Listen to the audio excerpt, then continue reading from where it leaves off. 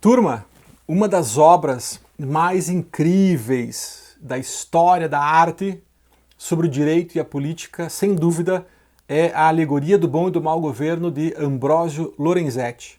Ambrogio Lorenzetti realizou um afresco, que é aquela pintura feita com cimento, né, com o cimento misturado com pigmentação, aquele estilo antigo, né, das pinturas que eram feitas nas paredes dos prédios públicos da Europa. E se vocês forem hoje para a cidade de Siena, na Itália, forem lá no prédio público municipal, tá? Vocês vão ter a oportunidade de ver essa maravilha da história da arte e do direito, tá? Que é a Alegoria do Bom e do Mau Governo. Escrevemos essa obra e publicamos ela no ano passado, que faz uma leitura bem aprofundada, uma discussão bem interessante assim mesmo, tá? Com várias referências, praticamente tudo que já foi escrito no mundo, né, sobre essa Alegoria do Bom e do Mau Governo do Ambrogio Lorenzetti, com detalhes, com comparações entre obras anteriores, referências iconográficas da época, tá? Vocês encontram nesse livro aqui, que vou colocar aqui na descrição do vídeo, tá? Para quem tiver interesse pode comprar, tá disponível na Amazon, nas demais livrarias, tenho certeza que vocês vão gostar, tá? Um livro com ilustrações a cores, né? Com certeza vocês vão gostar muito desse tipo de abordagem, certo? E nesse vídeo eu vou contar para vocês de uma forma assim mais resumida, né? A gente não pode fazer uma aula assim muito extensa, tá? Mas vou contar para vocês sobre a Alegoria do Bom Governo de Ambrogio Lorenzetti, que tem uma simbologia muito interessante, né? Uma riqueza de detalhes, de significações, diálogos com a mitologia romana, tá? Que são incríveis. Você tem que pensar que a gente está aqui no ano de 1330, na Itália. É a Idade Média, certo? Não começou ainda a modernidade. É o momento da história em que as referências iconográficas ao direito, à política, elas são religiosas, elas são bíblicas, tá?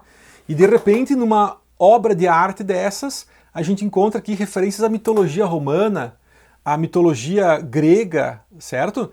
Então, é uma coisa assim muito inovadora para a época, tá? É uma espécie de resgate da antiguidade pagã que vai acontecer só 200 anos depois, com o renascentismo europeu. E aqui, Ambrogio Lorenzetti já inicia essa nova linguagem, essa nova forma, né, de representação iconográfica de conceitos de direito, de justiça e de política, tá? Usando ali um diálogo muito interessante com essa mitologia pagã, né, que se afasta da tradição cristã, tá? Mas tem elementos cristãos também, com certeza, né? O Ambrogio também não era uma pessoa assim tão tola, né? A ponto de não fazer referências ali a uma mitologia também judaico-cristã, né? Que era muito forte, muito presente naquela época, certo? Legal. E, pessoal, são 3 paredes, né? A Alegoria do Bom Governo, ela se chama alegoria porque são 3 murais, assim, né? São 3 paredes lá da Sala dos 9, em Siena. E então a gente tem assim, ó, na entrada, quando a gente entra, tá? A gente tem a Alegoria do Bom Governo, que é essa que eu vou mostrar para vocês hoje. À direita nós temos os efeitos do bom governo no campo e na cidade, certo? E à esquerda, os efeitos do mau governo no campo e na cidade. A alegoria do mau governo e os efeitos, né, desse mau governo no campo e na cidade. É belíssimo, é de uma inteligência que eu quero mostrar para vocês aqui para dar já uma palhinha assim, né, do que significa isso dentro da nossa leitura, tá? Muito bem, antes de começar a falar especificamente sobre essa obra, esse afresco, tá? É interessante contextualizar um pouco assim, o momento histórico no qual ele foi feito, certo? Primeiro que Siena é uma cidade muito diferente das outras cidades da Europa. As cidades da Europa, geralmente, elas surgem, elas se desenvolvem na margem de rios, tá? Porque o transporte naquela época era um transporte predominantemente fluvial. Siena não. Siena é uma cidade da terra, ela surgiu às margens de uma estrada, né? De um caminho, né? Que cruza a Itália hoje, ali que sai de Roma, né? E que vai para o norte da Itália, certo? Então Siena tem uma característica também cultural, assim, que é diferente. Se a gente comparar, por exemplo, Siena e Firenze, né? São 2 cidades que têm uma certa rixa, assim, até hoje, uma rixa no aspecto cultural, no aspecto das artes, né? E também no aspecto financeiro, econômico. Então, é uma característica muito interessante. E historicamente, entre os guelfos e os ghibellini, tá, havia uma guerra muito forte, uma guerra motivada ali por questões políticas, econômicas, no período ali do ano de 1300 da Itália, tá? E essa guerra, pessoal, ela de certo modo arrasou assim essas regiões, tá? Então, tanto Firenze quanto Siena sofreram muito com essa disputa, né, de poder entre os guelfos e os Ghibellini, tá? E aí, pessoal, como Siena já era uma república na época, tá? Ela não era um império, né? Ela não tinha rei, certo? Ela não tinha um poder soberano centralizado assim na pessoa de um soberano, tá? Ela era uma república governada por um conselho de pessoas escolhidas pela comunidade, que era o famoso Conselho dos Nove, tá? Que eram 9 membros da comunidade, da elite, naturalmente, da época, né? Não tinha mulheres, por exemplo, era uma cidade patriarcal, aquela coisa, né? E que vão, de certo modo, ali comandar essa cidade, tá? E a população estava muito revoltada sobre o modo como estava sendo governada essa cidade. Havia ali indícios de corrupção, os bancos da época estavam levando à falência muitos comerciantes, né? Comerciantes que pegavam empréstimos e nunca conseguiam mais pagar esses empréstimos porque eram juros muito altos, abusivos, e o governo dos 9 ajudava os bancos, ele tipo fazia vista grossa dos problemas que estavam acontecendo, né? Então havia uma série de revoltas acontecendo ali que estavam começando a colocar até em xeque, colocar em risco o próprio modelo de república de Siena daquela época, tá? Então o governo dos 9, pensando assim, poxa, peraí, a coisa está ficando feia, né? A gente precisa dar uma calibrada aqui no nosso estilo de política, porque senão daqui a pouco essa revolta ela pode tomar proporções incontroláveis, né? A ponto de ter um golpe, de ter uma profunda transformação, de uma mudança de república para reino, né? Ou para império, né? Conforme for o caso, tá? Então tu tem uma discussão política na época que era bem forte, assim, bem importante. E o que o governo dos 9 fez? Ó, ele começou a criar uma série de obras públicas, tá? Ele começou a estabelecer uma série de obras não só para criar emprego para a população que estava muito pobre, passando fome, miserável, certo? Mas para, de certo modo, criar ali não digo uma distração, não é aquela ideia do circo e pão, como aconteceu em Roma, tá? Mas uma ideia de você valorizar aquela noção de pertencimento a uma nação, de pertencimento a uma cidade, de pertencimento a uma república, certo? Então, o primeiro ato, né, mais importante assim, começou com a construção da Praça Comunal e junto com a Praça Comunal de Siena, a construção ali da Torre de Maria, o prédio público, né, que hoje é o museu e a prefeitura de Siena, tá? Obras então dedicadas a Maria, principalmente, tá? Mas dedicadas na verdade à população de Siena. Foi feito também a tradução da Constituição de Siena, certo? Do latim para o italiano vulgar. Gente, isso é uma coisa muito inovadora na época, tá?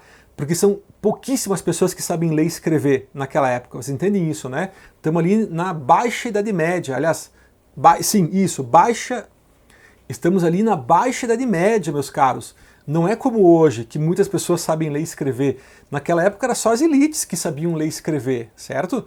E ainda mais ler e escrever em latim, que é a língua oficial da ciência, da filosofia, da erudição, né?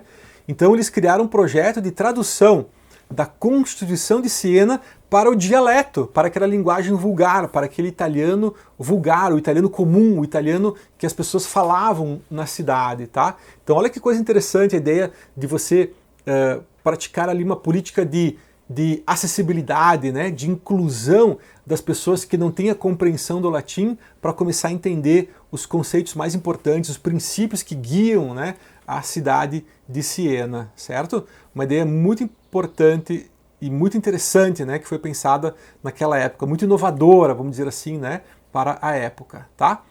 E depois, meus caros, Simone Martini, que era um pintor muito importante da época, um pintor assim referência, já consagrado, tá?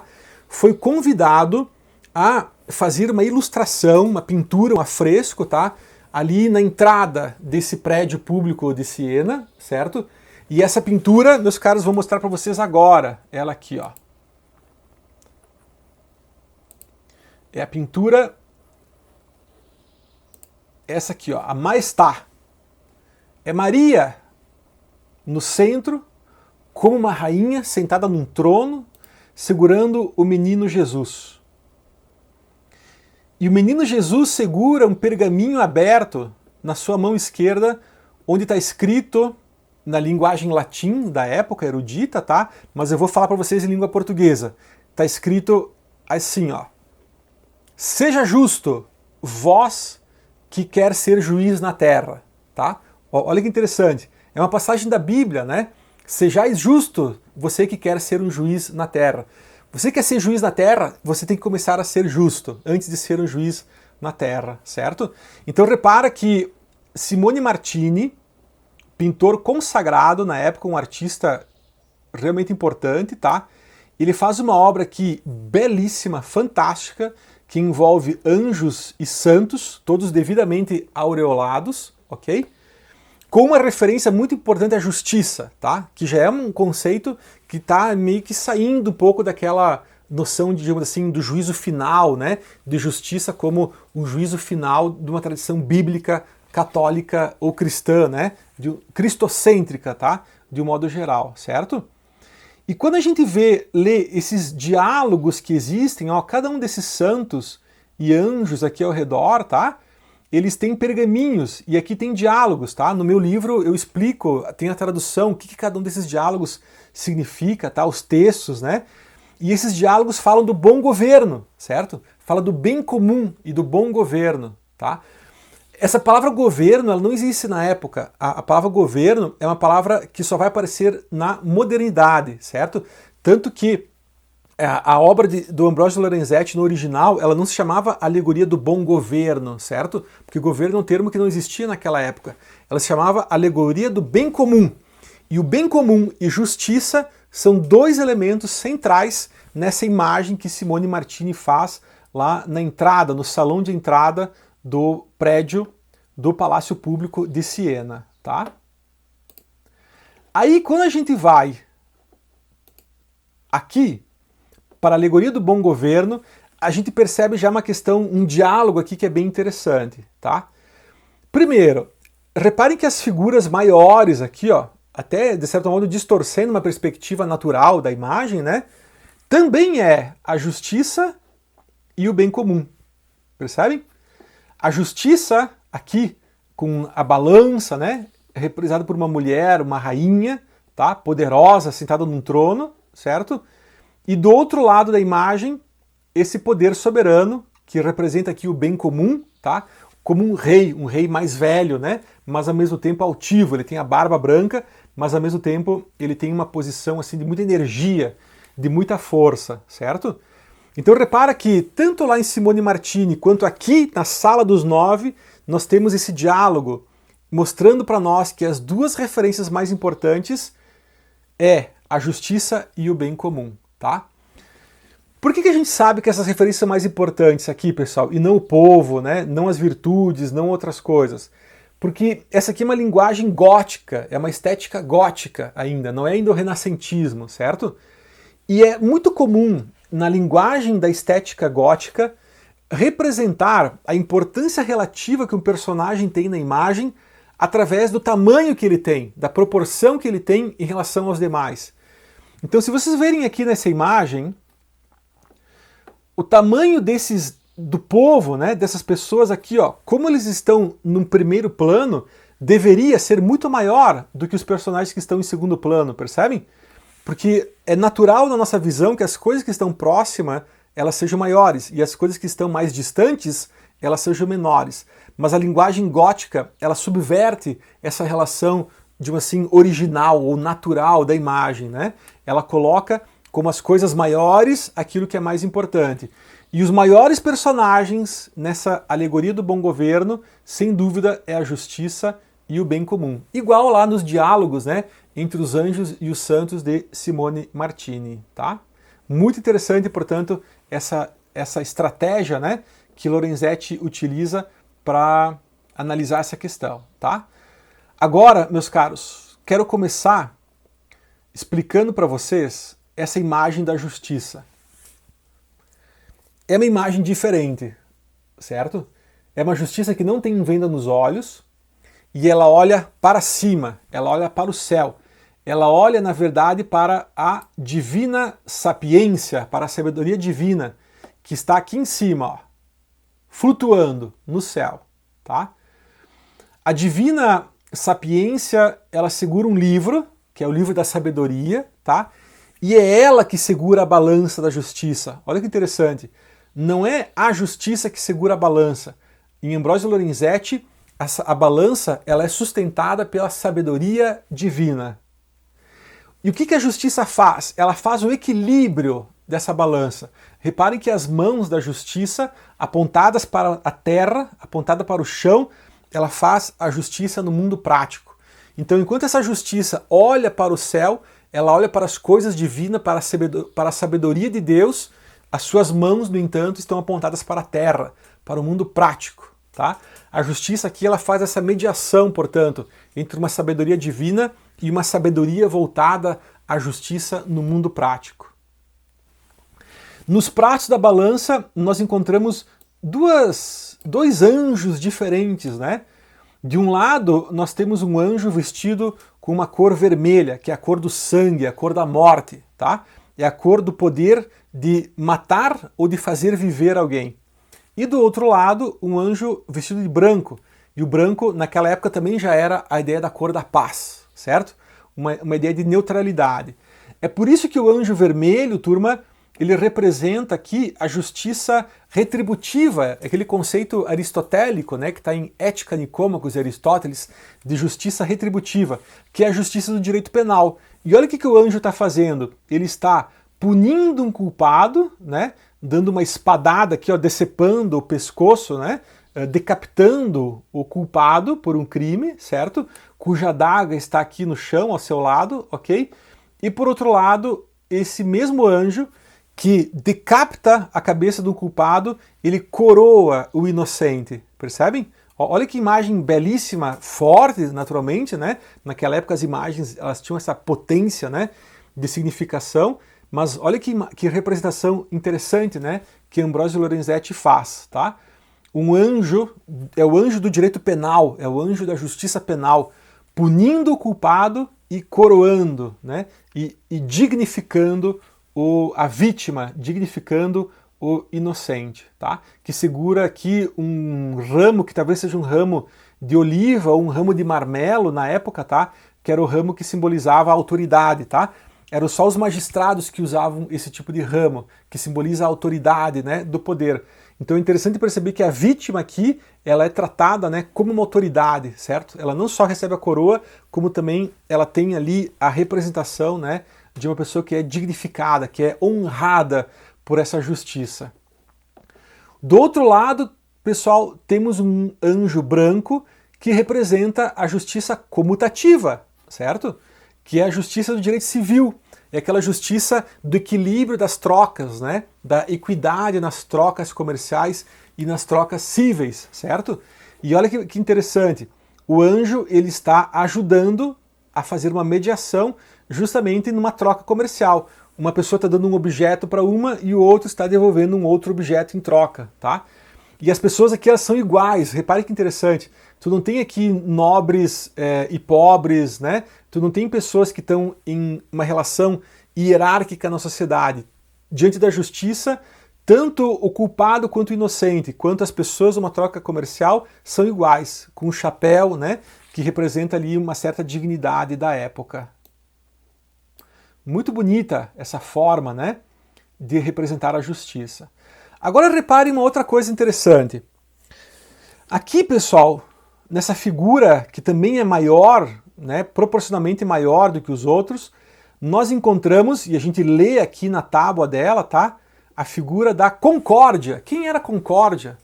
Galera, Concórdia é o equivalente na mitologia grega à deusa da harmonia, certo? Concórdia, na mitologia romana, ela equivale na mitologia grega à harmonia. Concórdia é a personificação do consenso, do acordo, da concordância entre as pessoas, da concordância das divergências, tá? E aqui, pessoal, tem uma ideia que é muito interessante que eu quero mostrar para vocês. Reparem que do anjo vermelho, da cor do sangue, da justiça penal, sai uma corda vermelha. E do anjo branco, da justiça civil, da justiça comutativa, sai também uma corda, só que é uma corda branca, tá? Com o tempo isso aqui descascou, então é uma pintura muito antiga, né? A gente perde um pouco da cor, assim. Mas repare que essas duas cordas, elas são unidas na mão esquerda de Concórdia, e da mão da Concórdia, essa corda que vem da justiça penal e da civil, ela amarra e conecta a população. Aqui estão os homens, né? Que simbolizam aqui a população de Viena. E turma, esse instrumento da Concórdia, se alguém tiver curiosidade, tá? É uma planadeira do período medieval. É a planadeira que alisa as superfícies irregulares da madeira, certo? Então olha como Ambrogio Lorenzetti pensou, né, para simbolizar a Concórdia.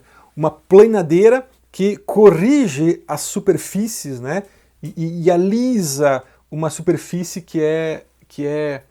digamos assim, que apresenta ali pontos, né, de divergência, tá? E essa corda que sai da justiça, passa pelas mãos da Concórdia e que une a população, turma, ela vai seguindo, seguindo, seguindo, e para onde que ela vai? Ela vai terminar justamente no cetro do bem comum, que é o cetro que simboliza a autoritas, que simboliza a autoridade, a legitimidade desse bem comum, desse rei, simbolizado aqui como o bem comum, percebem? Então repara que essa corda, ela faz uma conexão muito interessante entre a justiça e o bem comum.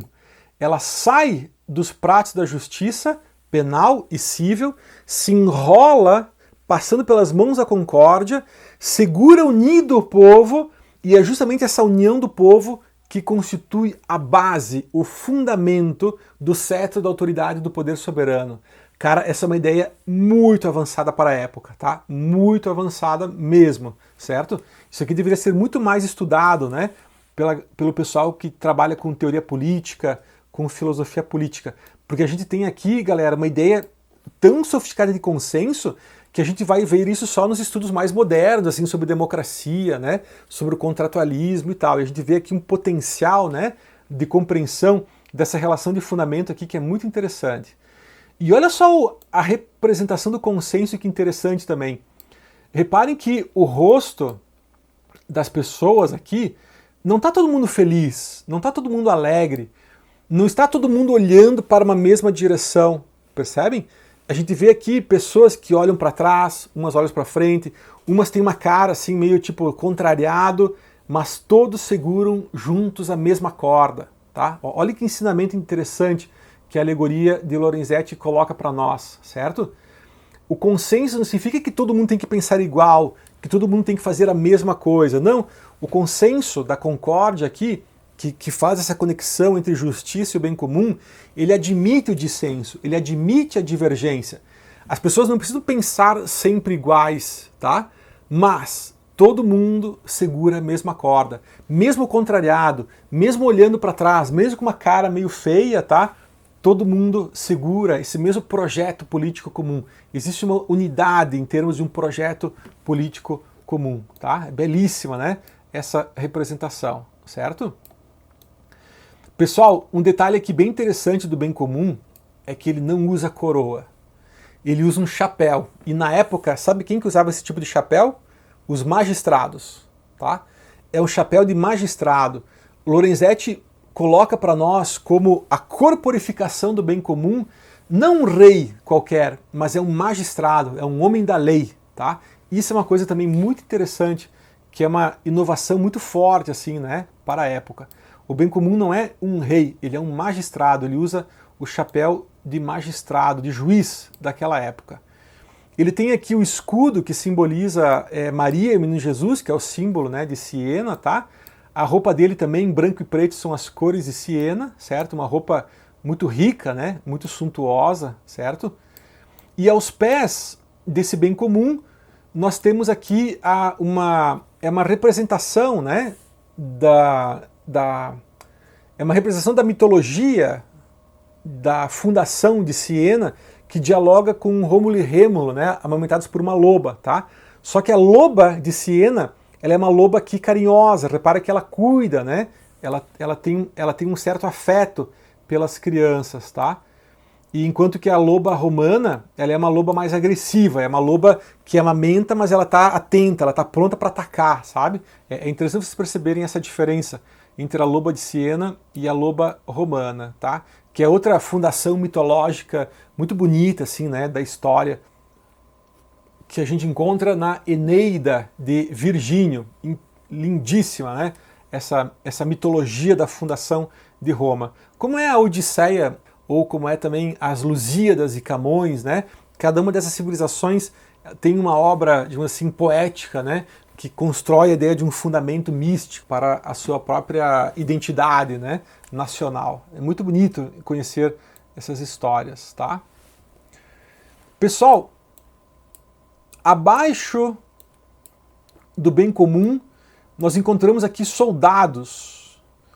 Soldados que fazem a guarnição aqui das virtudes, né? São virtudes, essas ao lado do poder soberano, são as virtudes terrenas ou virtudes cardinais, certo? Agora, detalhe interessante perceber que a paz não tem soldados, a paz não precisa de soldados fazendo a sua guarnição, certo? Todas as outras têm soldados, ó. Todas as outras virtudes, né? Elas têm soldados que fazem a guarnição. E aqui à direita, meus caros, nós temos um grupo de criminosos, ladrões, assassinos, e eles também estão envoltos por uma corda. Só que essa corda, ela não está ligada a ninguém, ou seja, o crime é algo que está ligado em si mesmo. Os criminosos, eles não estão conectados a alguma coisa, eles estão conectados a si mesmos. É uma ideia de representar o egoísmo que existe na criminalidade. É o contrário do bem comum, né? O bem comum a gente pensa no coletivo, a gente pensa no social, a gente pensa naquilo que é melhor para a comunidade. E esses criminosos, a corda que os aprisiona, né, é justamente uma corda que não vai para lugar algum, é uma corda que faz o giro entre eles mesmos. É a corda do egoísmo, de não pensar nos outros, né, e de só pensar em si próprio. A mesma corda que faz a volta entre eles os aprisiona, tá? Uma outra representação também muito inteligente que Ambrosio Lorenzetti faz na época. Em um próximo vídeo nós vamos explicar o que significam as virtudes, tanto as virtudes cardinais, aquelas três, né, que estão lá no alto, em cima, flutuando em cima da cabeça do bem comum, quanto aquelas que estão ao lado dele, né, a paz, temperança, justiça, a prudência, tá, que são imagens também muito interessantes, com uma simbologia também muito interessante. Elas têm objetos, né, em suas mãos que representam ideias e conceitos de teoria política que são bem interessantes e dos quais nós somos descendentes hoje, tá? Então, curta esse vídeo, compartilhe com os seus amigos e colegas e na próxima oportunidade a gente continua contando para vocês o significado, as relações simbólicas, né, que existem nessa obra fantástica, que é a alegoria do bom e do mau governo de Ambrosio Lorenzetti.